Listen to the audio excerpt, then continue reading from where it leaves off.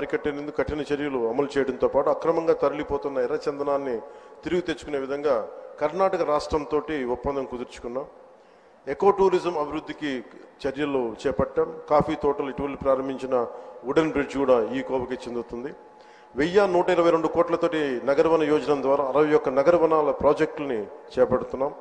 85.63 లక్షల ద్వారా ఎకో టూరిజాన్ని అభివృద్ధి చేస్తూ రాష్ట్రంలో 48 కమ్యూనిటీ బేస్డ్ ఎకో టూరిజం కేంద్రాలని వన సమితుల ద్వారా నిర్వహించబడుతున్నాయి. జూన్ 5, 25న మన వన మహోత్సవం సందర్భంగా కోటి మొక్కలు నాటి ట్రాకింగ్ కోసం geographical information system, management information system, quick response కోడ్లు మొదలైన యాప్లు అమలు చేశాం. అలాగే ప్రత్యేకించి సైన్స్ అండ్ టెక్నాలజీ మీద ఇప్పుడిప్పుడే దృష్టి పెడుతున్నాం. విద్యార్థులకి ప్రోత్సాహకాలు అందించే విధంగా అడుగులు వేస్తున్నాం. అలాగే నేను రిప్రజెంట్ చేసే పిఠాపురం నియోజకవర్గ ప్రజలకు ఇచ్చిన మాట మేరకు అభివృద్ధి కార్యక్రమాలు చాలా బలంగా చేపట్టాం. 388 కోట్లకు పైగా అభివృద్ధి పనులను చేపట్టాం. వచ్చే 4 ఏళ్లలో గౌరవ ప్రధానమంత్రి శ్రీ నరేంద్ర మోదీ గారి సహకారంతో, ముఖ్యమంత్రి వర్యులు శ్రీ చంద్రబాబు నాయుడు గారి సహకారంతో రాష్ట్రం మరింత ప్రగతి సాధిస్తుందని ప్రజలకి హామీ ఇస్తున్నాం. ఈ సందర్భంగా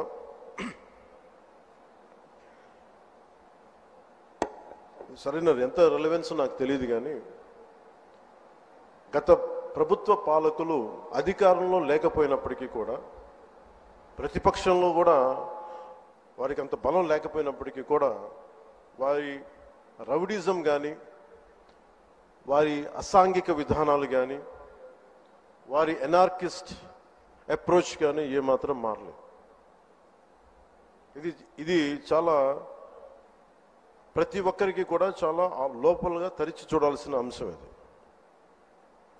వారికి ఎవ్వరికీ కూడా ప్రజాస్వామ్య విధానాల మీద ఏమాత్రం గౌరవం లేదు.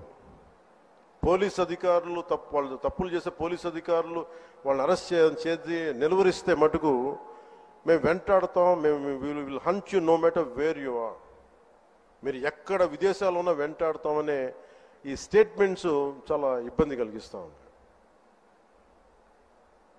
ఇది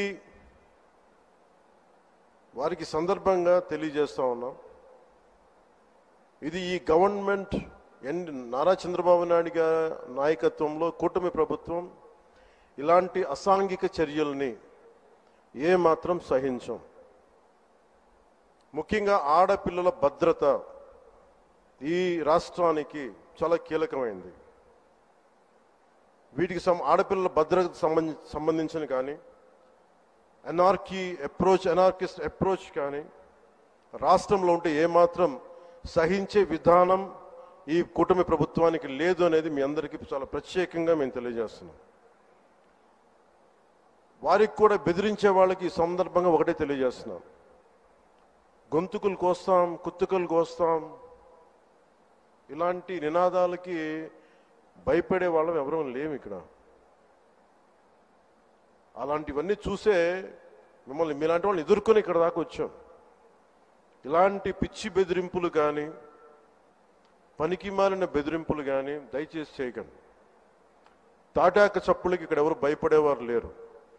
ఇంకా సంస్కారం ఉంది కాబట్టి, మాట మీద గౌరవం ఉంది కాబట్టి ఇంకా చాలా పద్ధతిగా మాట్లాడుతున్నాం.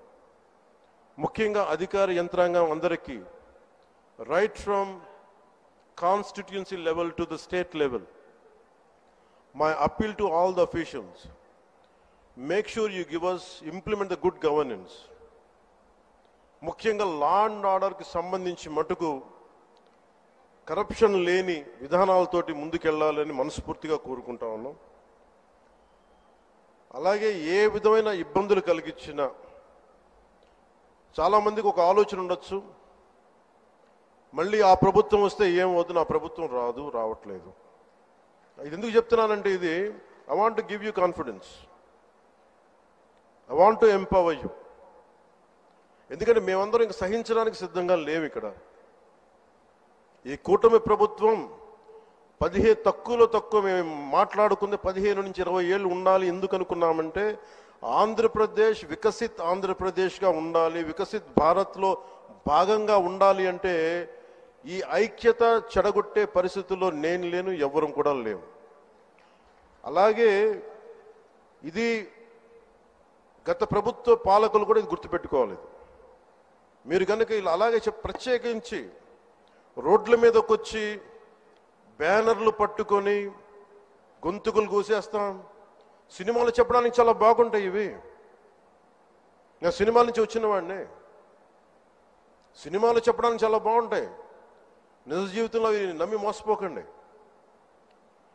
కాలు మక్కిలు ఎరకొట్టు కింద కూర్చోబెడతాం. జాగ్రత్త, పిచ్చి వేషాలు వేయకండి ఎవరు కూడా. ఇవి సరదాగా ఉండే విషయాలు కాదు ఇవి. శాంతి భద్రతలను ఏమాత్రం క్షీణిస్తే చిన్నపాటిది కూడా సహించం. మీకు బలంగా తెలియజేస్తాను ప్రజలందరికీ కూడా. పిచ్చి పిచ్చి మాటలు మాట్లాడకండి ఎవరు. సరదాగా లేం మేము ఇక్కడ. చాలా దెబ్బలు తిని వచ్చాం ఇక్కడ దాకా, చాలా దెబ్బలు తిని వచ్చాం. 5 స్టార్ హోటల్స్లో ఉన్నా కానీ రక్షణ లేని పరిస్థితిలో ఉండేది.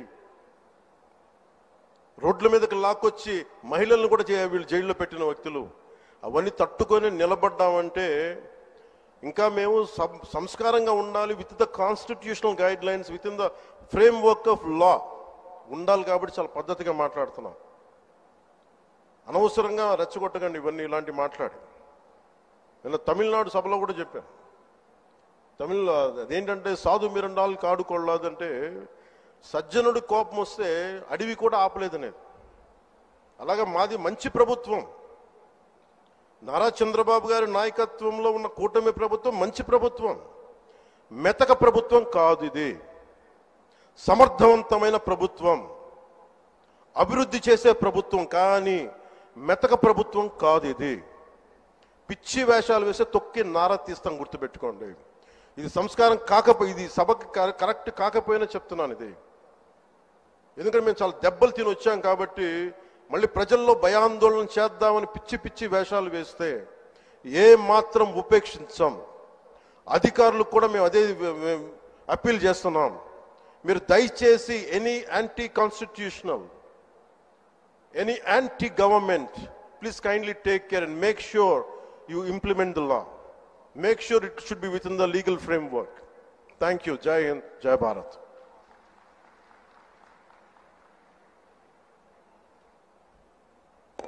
ధన్యవాదాలు సార్.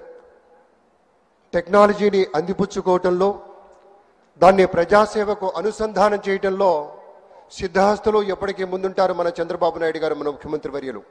ఇప్పుడు వారి సందేశం కూడాను పవర్ పాయింట్ ప్రజెంటేషన్ ద్వారా మనతో మాట్లాడడానికి సిద్ధమవుతున్నారు శ్రీ చంద్రబాబు నాయుడు గారు. వీక్షిద్దాం వారి దూరదృష్టి, వారి పాలనా పరిపక్వత ఏమిటో.